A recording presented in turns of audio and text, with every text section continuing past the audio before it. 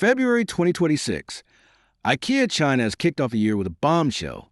Starting February 2nd, the Swedish giant will shutter 7 major brick-and-mortar locations, including prominent sites in Baoshan, Shanghai, Panyu, Guangzhou, and Zhongbei, Tianjin. This marks the single largest wave of closures since IKEA entered the Chinese market nearly 30 years ago. The immediate public reaction was a chorus of concern. Is IKEA pulling out? Is foreign capital fleeing? Is the spiritual home of the Chinese middle class disappearing? But the reality is far more nuanced. This isn't a sudden collapse caused by poor sales. It's a long overdue structural overhaul. ####1. The death of the destination retail model. The stores being acts share a common DNA. They are massive, remote, and require a dedicated pilgrimage. The blue box formula. For 2 decades, IKEA thrived on a high-growth model, building 40,000 square meter suburban blue boxes, where families would drive for an hour to spend an entire Saturday navigating a maze of showrooms and eating Swedish meatballs. The paradigm shift. This model relied on a booming real estate market and endless new apartment complexes. Today, that foundation has crumbled. 2. The 3 forces reshaping the market. China's consumer landscape has undergone a radical transformation that rendered the traditional IKEA experience obsolete. The shift to stock housing. Most families are no longer buying new homes from scratch. Instead of purchasing an entire life solution in one go, they're doing fragmented upgrades, optimizing storage, upgrading lighting, or child-proofing a single room. The time poverty trap. Driving 30 kilometers to the suburbs just to pick up a few storage bins or glasses has become a high-friction, low-reward activity that modern consumers simply won't tolerate. The digital short circuit. IKEA's secret weapon used to be its forced floor path that triggered impulse buys.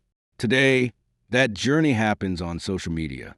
When you can see a life hack on Xiaohongshu and have the product delivered the next day, a 2-kilometer walk through a warehouse feels like a chore, not a treat. 3. From furniture retailer to asset operator. It is a mistake to view these closures as IKEA giving up on China. Rather, they are abandoning a retail format that has lost its pulse. Few realize that IKEA's parent company, Inca Group, is as much a commercial real estate titan as it is a furniture seller. In their new playbook, the furniture store is merely an anchor. The real assets are footfall and dwell time. This is why IKEA is doubling down on its Live It meeting place, malls in cities like Shanghai and Beijing. Unlike the solitary blue box, Live It is a lifestyle hub. You don't just go to buy a desk. You go for the dining, the kids' entertainment, and the community. This city center model is more resilient, less cyclical, and aligns with Inca's long-term interests. 4. Following the migration. IKEA is also ruthlessly reallocating resources to where the people and the money are. While they are scaling back and shrinking regional markets like the Northeast, they are aggressively expanding in Tier 1 clusters like Beijing and Shenzhen, targeting areas where rental turnover is high and home improvement is still frequent, high-velocity activity. 5. Efficiency over romance. There's a popular narrative that IKEA was killed by cheaper domestic rivals and the lightning-fast supply chains of Pinduoduo. There is some truth to that.